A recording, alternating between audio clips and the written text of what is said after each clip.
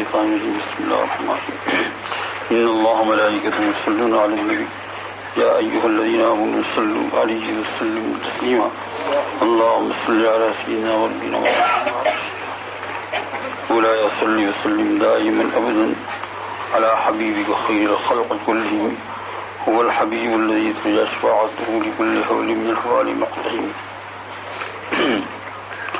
بسم الله الرحمن الرحيم حدثنا قتيبة بن سعيد حدثنا ابن لهيعة عن عبيد الله بن المغيرة عن عبد الله بن الحارث بن جاسع رضي الله تعالى عنه أنه قال ما رأيت أحدا أكثر تبسما من رسول الله صلی اللہ علیہ وسلم.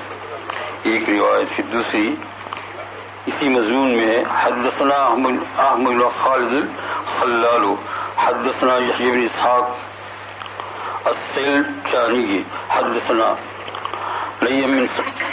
لیث بن سعد عن یزید بن ابی حبیب عن عبد الله بن الحارث رضی اللہ تعالی عنہ قال ما كان ضحك رسول اللہ صلی اللہ علیہ وسلم الا تبسما.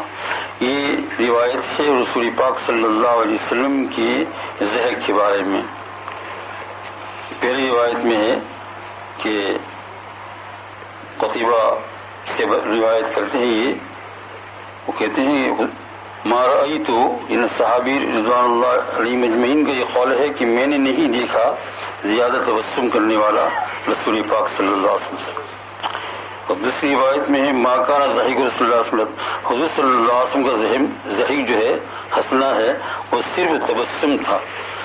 یہ شاید روایت پچھلے سال بھی پڑھی گئی تھی مجھے یاد نہیں ہے. پڑھی گئی تو کیا ہوگا ایک حدیث کو تو جو ہے بار بار پڑھنا چاہیے سے قرآن پاک کو بار بار پڑھتے ہیں. اس میں حضور صلی اللہ علیہ وسلم کے ضحک کا بیان ہے. ضحک کا معنی کیا ہے؟ تبسم خوش مزاجی. ایسا نہیں وہ نہیں جو ہم ہنستے ہیں کرتے ہیں ایسا نہیں کرتے ہیں. اس طریقے سے نہیں اس طریقے سے ہنسنا منع بھی ہے.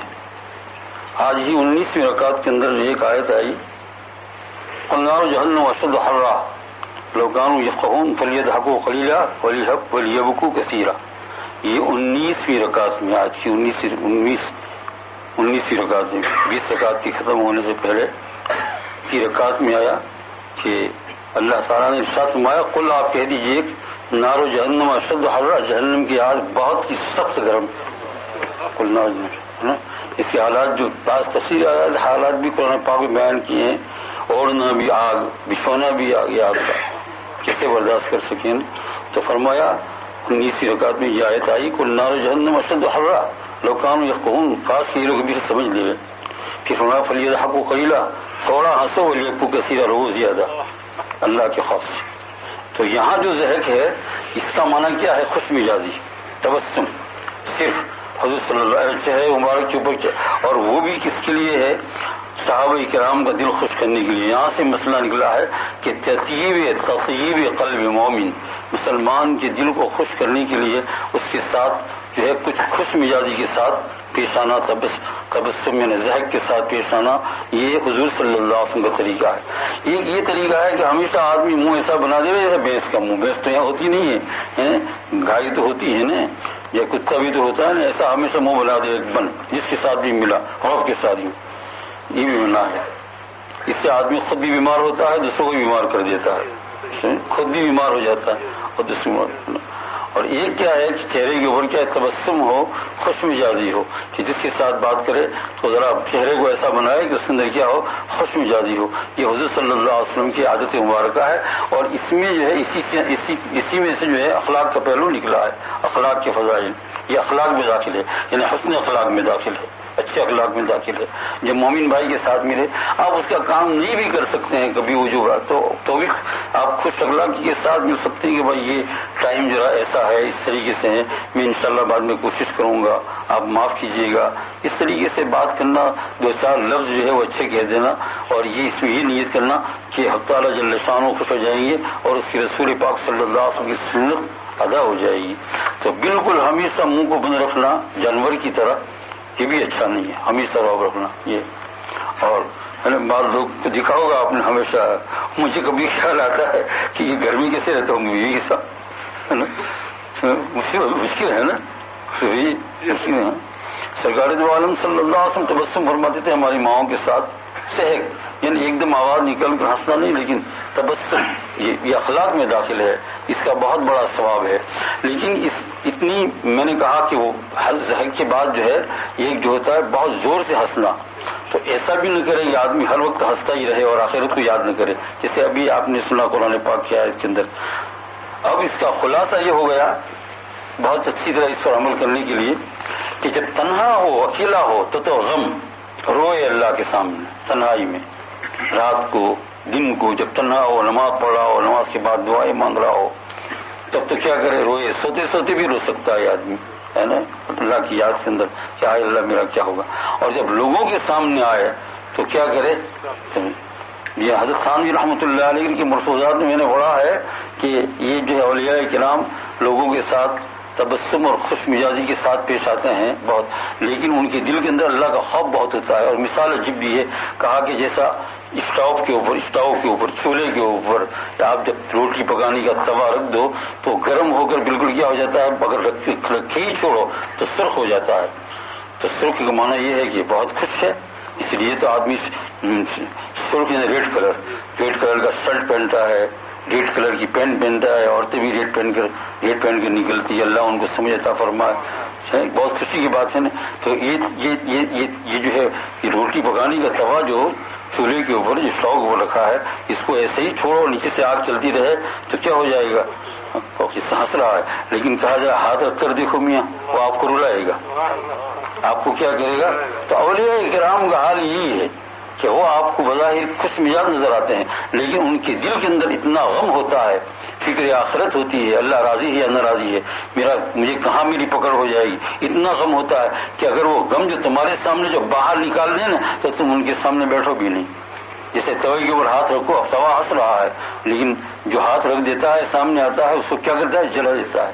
یہ ہے تو میں نے کہا عمل کا طریقہ یہ ہے حدیث پاک کے اوپر کہ جب تنہائی کے اندر ہو تو خوف الہی، روئے، ہے نا، سوتے سوتے بھی روئے، بھائی مرنا ہے، ذرا سی دیر کے اندر آدمیوں کو بیماری ہو جاتی ہے اور آدمی چل پڑتا ہے۔ کتنے لوگ تھے رمضان میں پچھلے سال یہاں بیٹھے ہوئے تھے، ہے نا، ہاں تمہارے دماغ میں نہیں، وہ قبر میں چلے گئے۔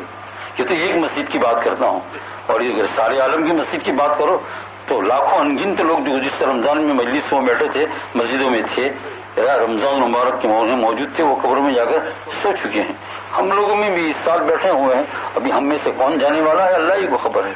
اس میں جوانی کا، بڑھاپے کا کچھ یعنی یہ سوال نہیں ہے، یہ کوئی حد نہیں ہے کہ بوڑھا ہوئے تبھی مرے گا، نہیں، یہ نہیں۔ جوانی کے اندر آدمی کل اچھا تھا، آج ختم ہو گیا۔ کتنے ایسے لوگ مجھے معلوم ہے یہاں بیٹھے ہوئے میں جوانی کے قریب تھے ادھر، وہ بیچارے چل پڑے جا کر، میں نہیں جنازے کی نماز پڑھائی ان کی۔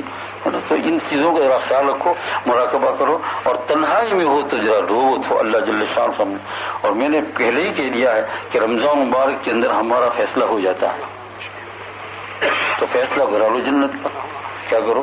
اتنے لوگوں کی مغفرت ہوتی ہے تو کہو اللہ تعالیٰ سے یا اللہ میری بھی کر دے، اتنے لوگوں کی ہر روز جو ہے آگے تعداد بھی کسی جگہ پر آئے گی انشاءاللہ، اتنے لوگوں کی ہوتی ہے، پھر کل میزان آخری دن میں ہوتا ہے۔ حق تعالیٰ جل شان کیا کریں اس کے دنیا کے اندر بعض بادشاہ ایسے لوگ ہوتے ہیں کہ وہ جو حکومت کے اوپر آتے ہیں، ان کی حکومت آتی ہے تو حکومت کے اندر آتی ہے خوشی کے دنوں میں، عید وغیرہ کے موقعوں سے جلیوں کو کیا کر دیتے ہیں، آزاد کر دیتے ہیں، حالانکہ ان کو تو کوئی پوچھنے والا بھی ہوتا ہے کہ آپ نے اللہ کو کون پوچھنے والا،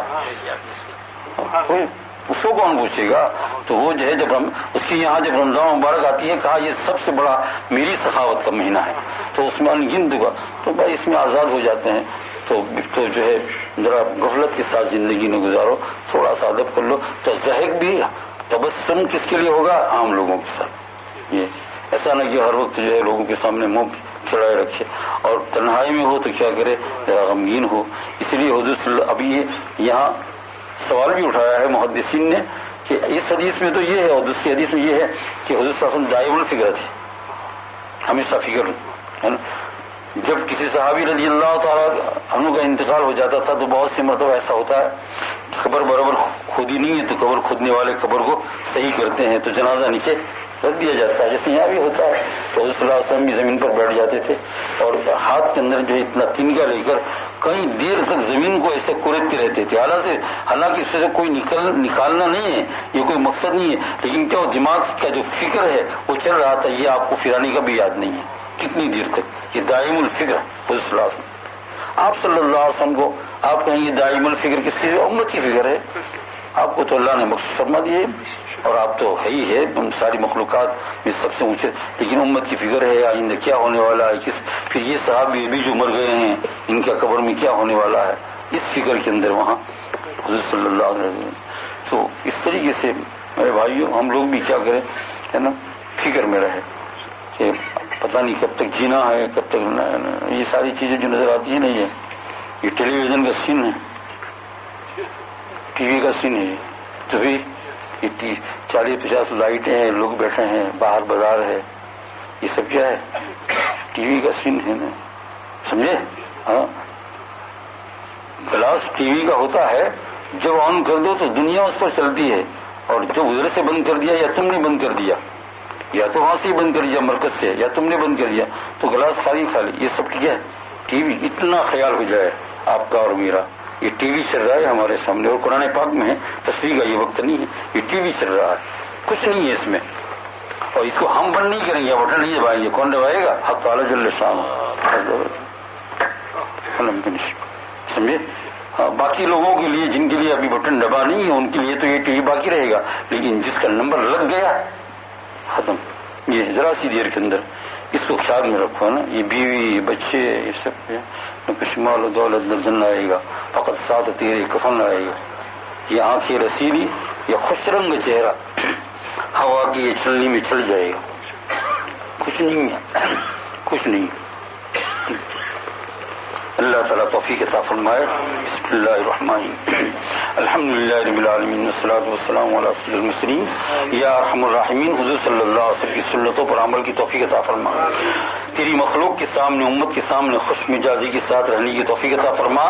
اور مولا کریم ہمیں اپنے معاملات میں یا اللہ جب وکیل ہو تو فکر آخرت عطا فرما دے، غم آخرت عطا فرما دے. یا اللہ قبر کی فکر عطا فرما دے.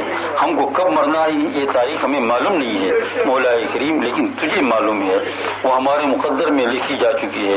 مولا کریم بار کا نام بھی لکھا ہوا ہے، تاریخ بھی لکھی ہوئی ہے، وقت بھی لکھا ہوا ہے، اور رات اور دن وہ بھی لکھا ہوا ہے، قبرستان بھی لکھا ہوا ہے، جگہ سب مولا کریم آپ کے علم میں ہے. مولا کریم یا ارحم الراحمین ہمیں کس وقت جانا ہے مولا کریم یہ ہمیں خبر نہیں ہے. تو یا اللہ ہمیں اس کی فکر عطا فرما، اس کی فکر عطا فرما.